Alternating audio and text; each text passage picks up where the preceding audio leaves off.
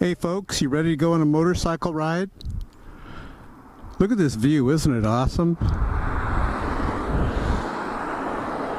Well, you know what year it is? 2017. And I predicted it, remember guys? I said every year the atheists say this will be the year that we disprove God, and they never do. And now it's 2017.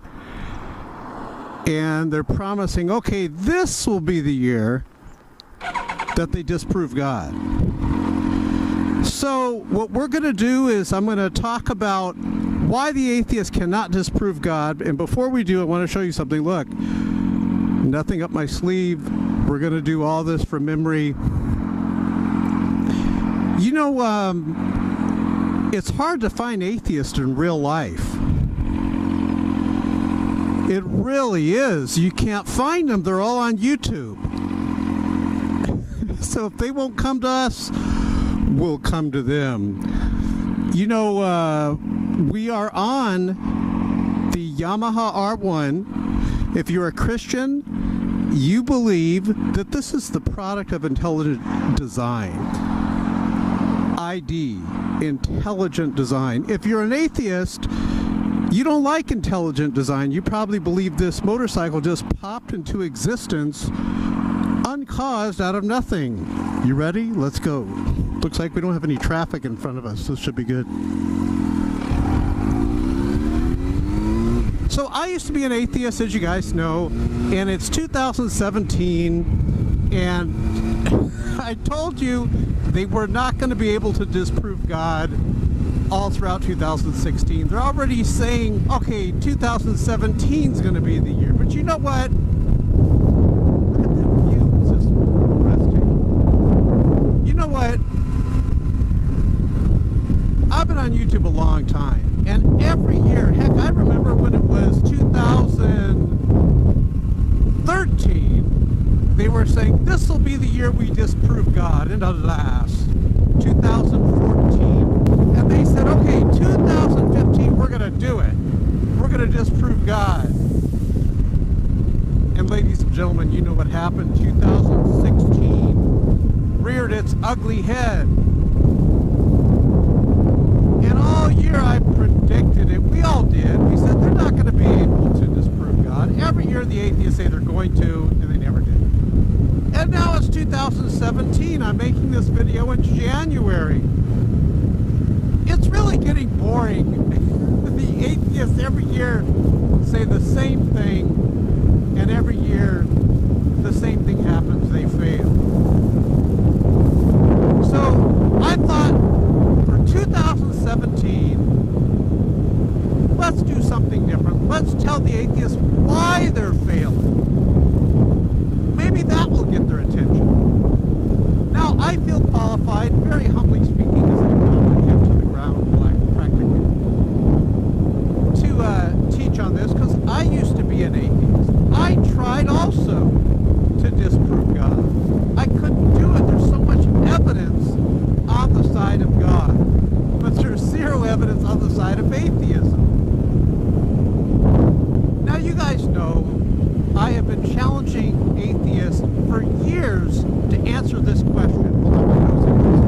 That's not the question. To answer this question, what proof and evidence can you provide that would prove that atheism is accurate and correct? What I want is atheists to make videos giving us some proof and evidence that would show that atheism is accurate and correct.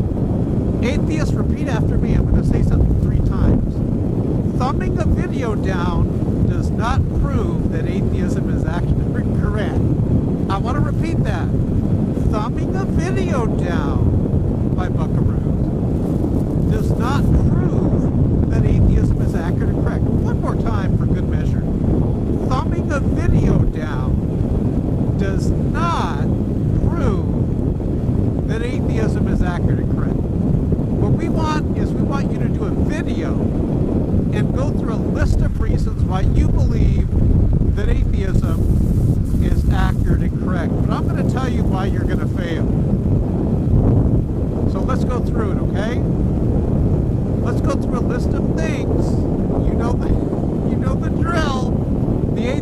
never come up with anything new. Let's go through a list. Number one, they'll say God is evil. Now, they'll say God's evil for destroying Sodom and Gomorrah. Ah, the good old days. Now, how could God be evil if he doesn't exist? And it's just your opinion that he's evil. But how could God be evil if he doesn't exist? And so there's lots of videos on YouTube where they're saying God is evil. And they go through all the things, God required his son to go to the cross and all these things. We'll talk about this. But atheist, mistake number one, you got to quit saying God's evil. Because the rational person, when they hear you say God is evil, what they think is, oh, you believe God exists. You just have a disagreement with the way God does things. So you've got to quit bashing God. Atheists bash God ad nauseum. Come on, guys. Can't you figure it out? If I'm bashing Obama, and by the way, thank God, there's only a few more days till Obama's gone. Don't let the door hit you where the good Lord split you, Obama. I'm so glad to see you go. But if I'm bashing Obama, doesn't that seem rational that I believe Obama exists, which I do? Thank God he won't exist as our president anymore because he is going to be stepping down. Thank God. So, quit bashing God. I mean, you can bash God, but it's not going to make people think that God doesn't exist. And this is why Christianity is number one. 2017, he still is king. 2017, he still is king. Jesus still is king. So, let's go to another mistake. Evolution. Oh, I'm so sick of atheists talking about evolution, thinking that disproves God. We're going to go through it real quick because I've done this a lot and the atheists still don't get it. All evolution is a theory on how things change over time. Big whoop-de-doo. It doesn't talk about how things got here in the first place. And there's two types of evolution, microevolution, macroevolution. Microevolution is just creation. It's change within limits. We see change within limits. We see different variations of horses, but they're all horses. Different variations of dogs, but they're all dogs. We see this change within limits. And by the way, we got some great curvy roads over here. So let me put my other hand on the handlebar so we can enjoy this. And so macroevolution has not been proven. We have not found the missing link. We ain't ever going to find the missing link. I don't care what idiots like Aaron Ross say. That's right, I said it. He says he believes we come from apes. I don't care what he says. There's no missing link. He should know this. I don't care what idiots like Thunderfoot say. There's no missing link. Or idiots like the amazingly hellbound atheists. Or Richard Dawkins. I don't care what the idiots like Richard Dawkins say. I look at the evidence, and there's no missing link. I admit that we have microevolution, change within limits. That's just creation. Excuse me. Let me lean into this corner here.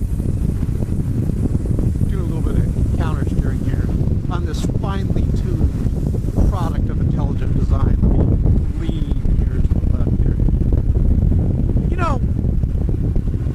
If I told you that I could get all the parts of this motorcycle and go throw it out in the field, and it would come together magically all by itself, would you believe that? Would you believe such stupidity?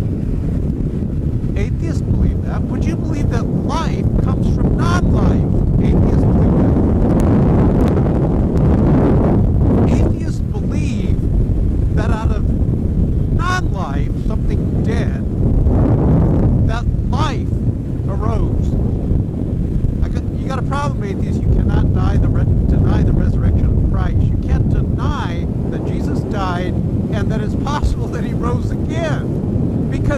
guys believe that life comes from non-life.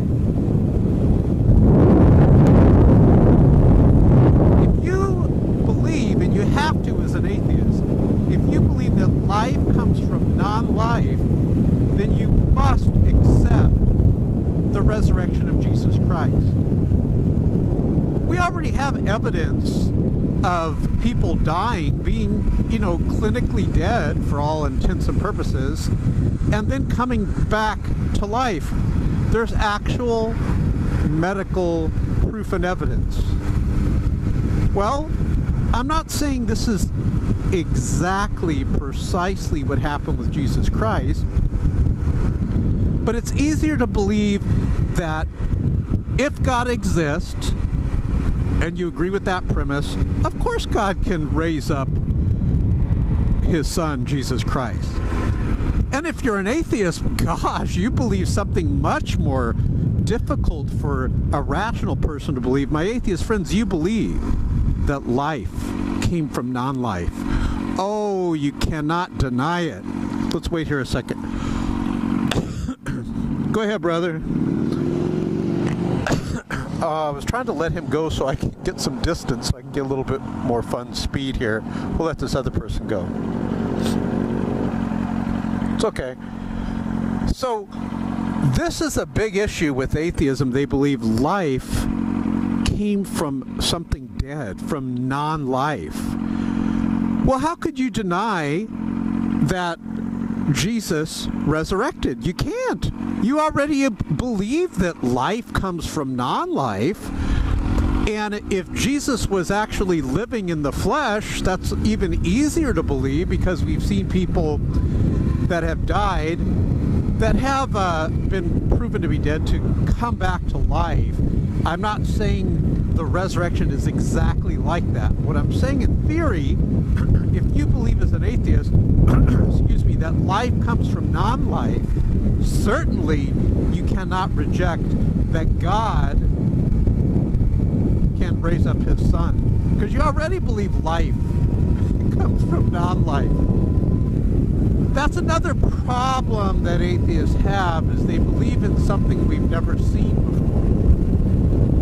We've never seen life come from non-life. I'm not talking about these fake experiments where it's in a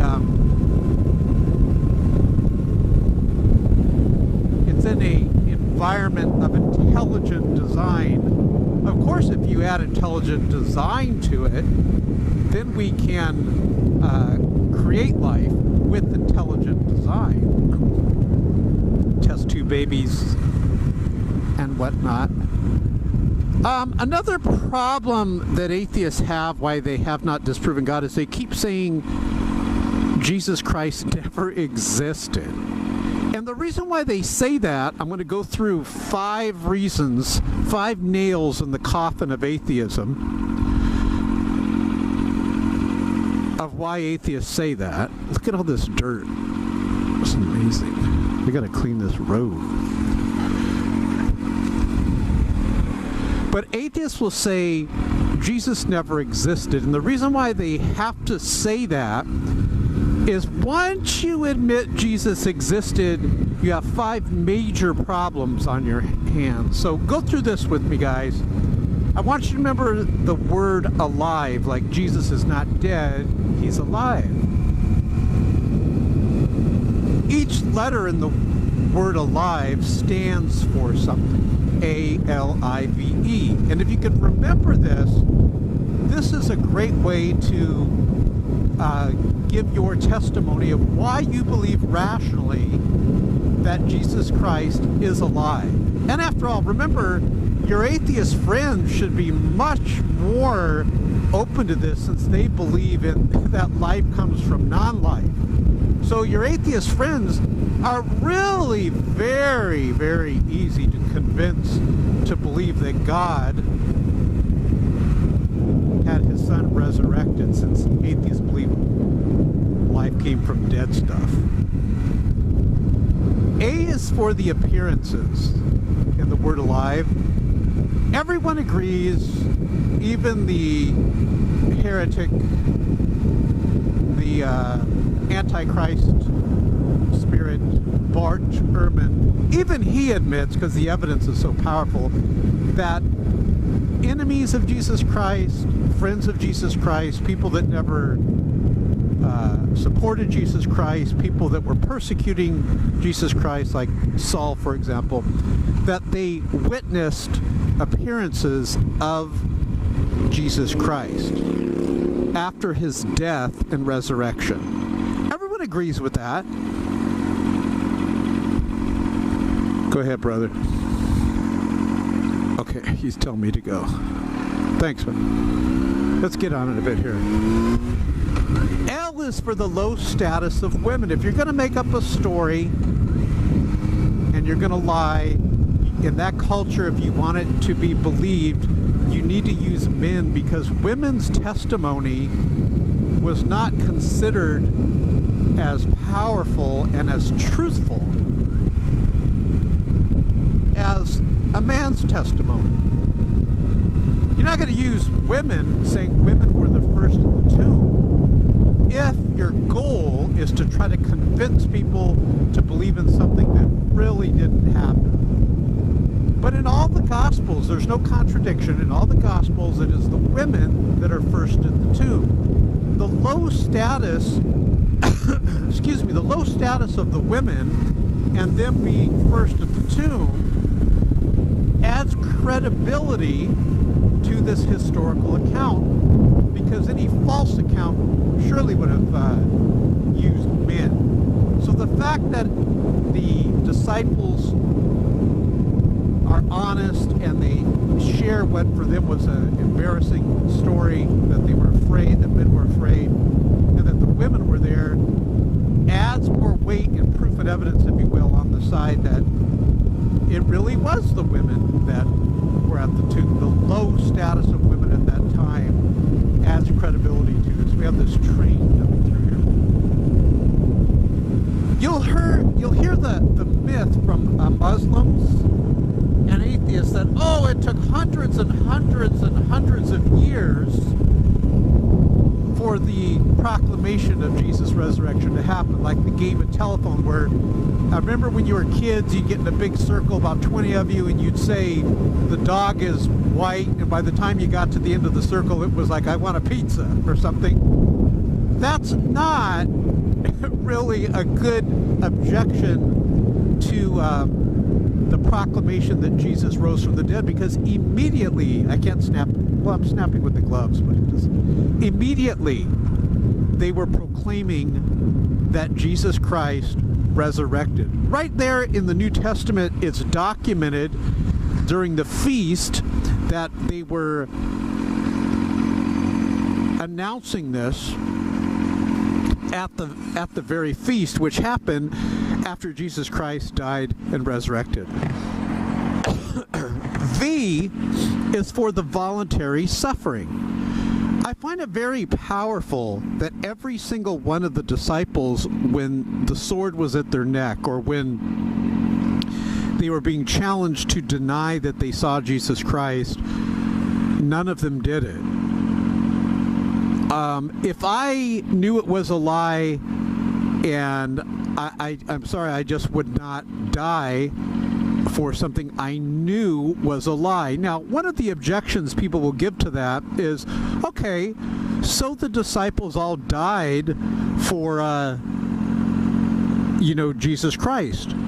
They're admitting they saw Jesus Christ. Well, what about the 9/11 hijackers? You'll hear that.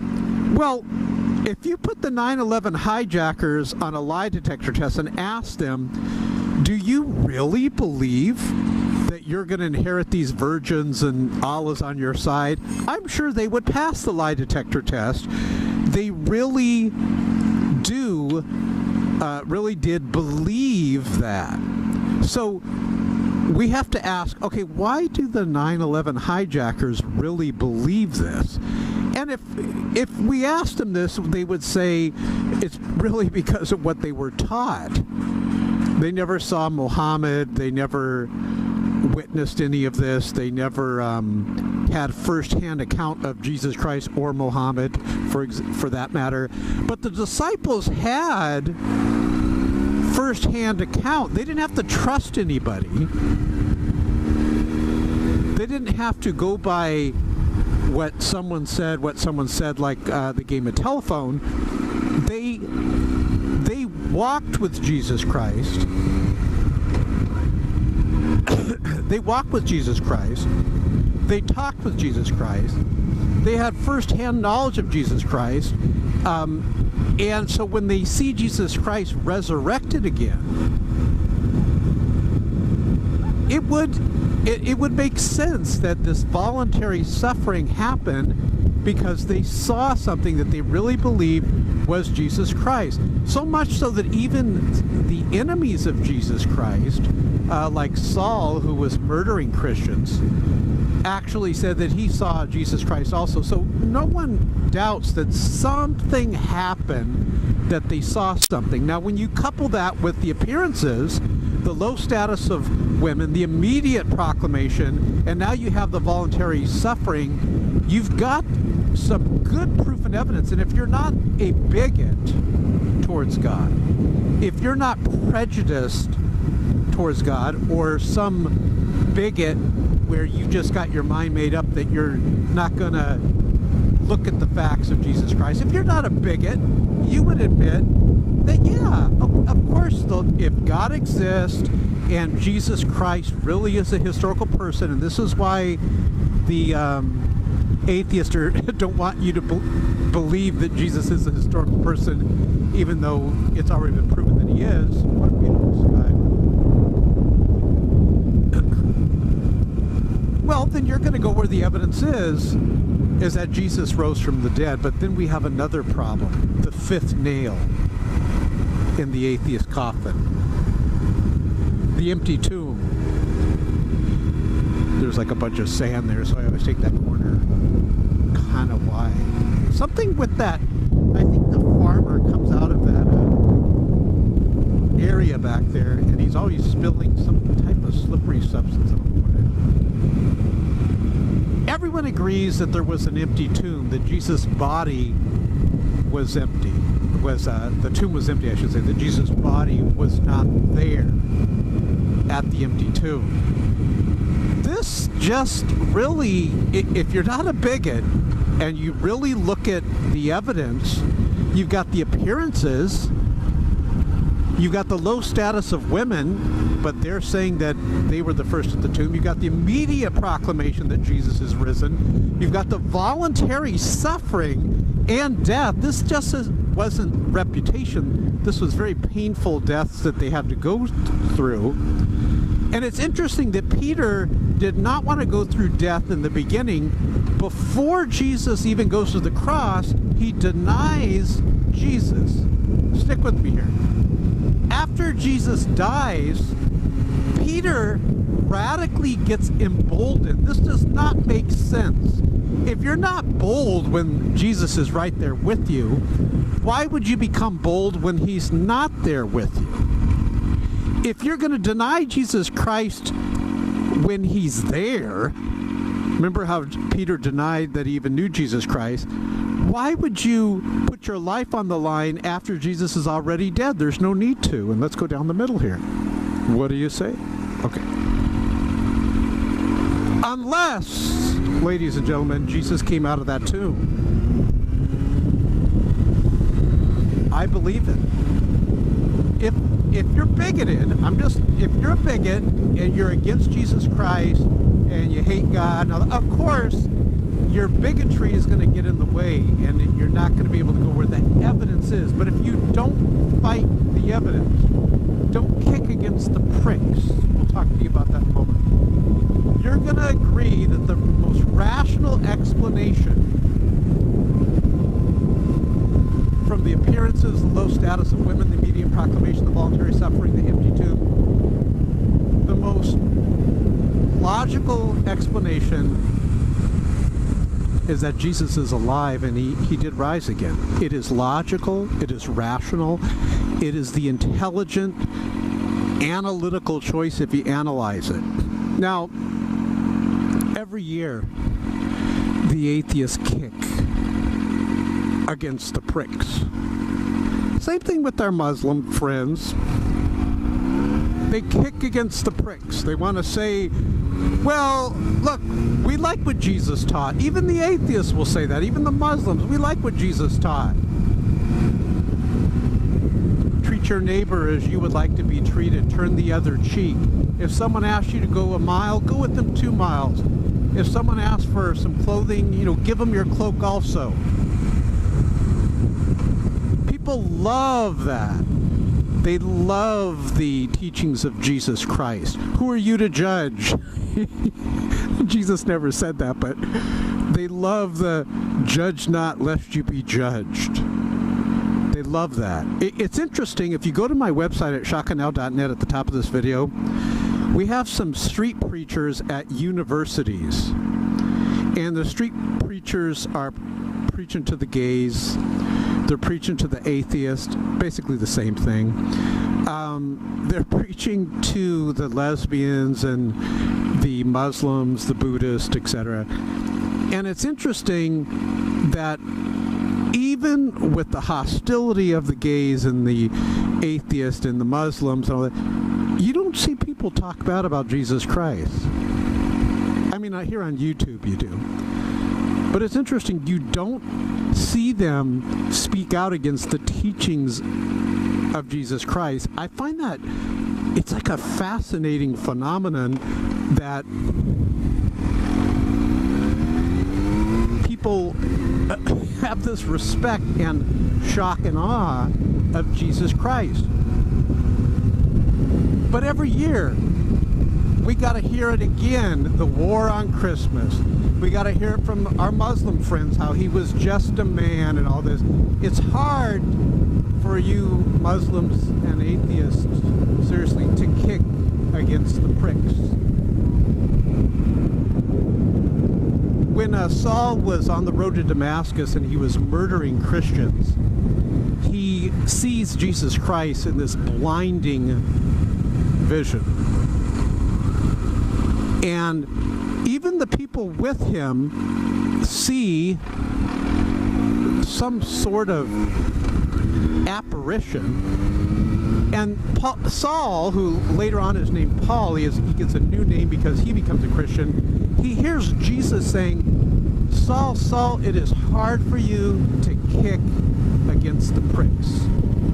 Johnny Cash had that song, there's a man going around taking names.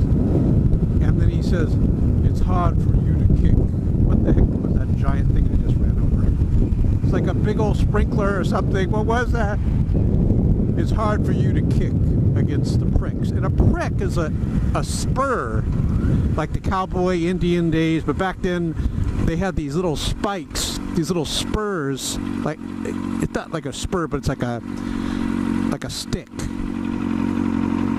And you would stab, you'd poke your animal that you were on to get it to go, similar to a spur. And what Jesus is saying is, look, it's hard for you to kick against the pricks. You're kicking against something that's just going to hurt you. We've all heard, and I'll leave you guys with this, you've heard the argument, I call it an argument, it's not a fight, but it's like a philosophical argument, if you will, that you cannot say that Jesus Christ is just a good and wise teacher. You must absolutely say that he was crazy, a madman, a liar, a lunatic, or both madman, liar, or lunatic, or you have to admit that he's God. And the reason why is Jesus said, before Abraham was, I am. I am the bread that came down from heaven. If you believe in me, you're going to live forever. He said things, his kingdom is not of this world. I and the Father are one. He said things which obviously he's admitting that he's God. So if you go by what Jesus Christ said, and he's telling the truth, then you must say that he is God. You're trapped. Well, you could say, well, wait a minute, he's not really telling the truth. Well, then you can't say, let us never say the silly, foolish phrase that's very disrespectful to Jesus Christ, that he was just a good and wise teacher. Can't say that because of the things that he did and the things that he claimed. You must say that either he is God or he's a liar, lunatic, or both. A liar, lunatic. But you can't say he's just a good and wise teacher because of the things that he said. I'm going to go with he was God. Now, if you guys would do me a favor, click share below this video and send this to your sweet, cuddly, huggable, wonderful atheist friends and challenge them to answer this question. What proof and evidence can you provide as an atheist that would prove that atheism is accurate and correct? If you're a Muslim, what proof and evidence can you provide as a Muslim that would prove that Islam is accurate and correct? Islam is basically a plagiarism of some sort from the Bible. Hundreds and hundreds of years later, the Quran was written. Problem with Islam too is it is in God's nature. If God wanted to say, well, you know what, I've decided I'm not going to forgive your sins, he could do that. But with Christianity, with the real God, you have salvation, guaranteed salvation, in what Jesus Christ already did. It is finished. There's another argument against Islam that this guy's always there. I was here last time driving and he was there asking for money. There's an argument that the Muslim God is not holy and sufficient because it's not, you know, the Muslim God is not Trinitarian. So, in other words, the Muslim God would be alone, so the Muslim God would need to create other entities to complete himself because he would be alone. However, the Trinitarian God, the true God of Christianity, is self-sufficient because you have the Father, the Son, the Holy Spirit. He is not lacking, nor is he alone, because God is Trinitarian, Father, Son, Holy Ghost. Well, it's 2017. Do you guys think atheists will disprove God this year? Or do you think 2017 will go by exactly like 2016 did? I think we all know the answer. God bless you guys. Have a great week. And please send this, click share below this video, send this to your atheist Muslim friends, ask them this question: what proof and evidence can you provide that would finally prove that atheism is accurate and correct? Or what would finally prove Islam is accurate and correct? There's a reason why it's 2017 and Jesus is still king. There's a reason why Christianity is still the #1 most powerful force for good in the world.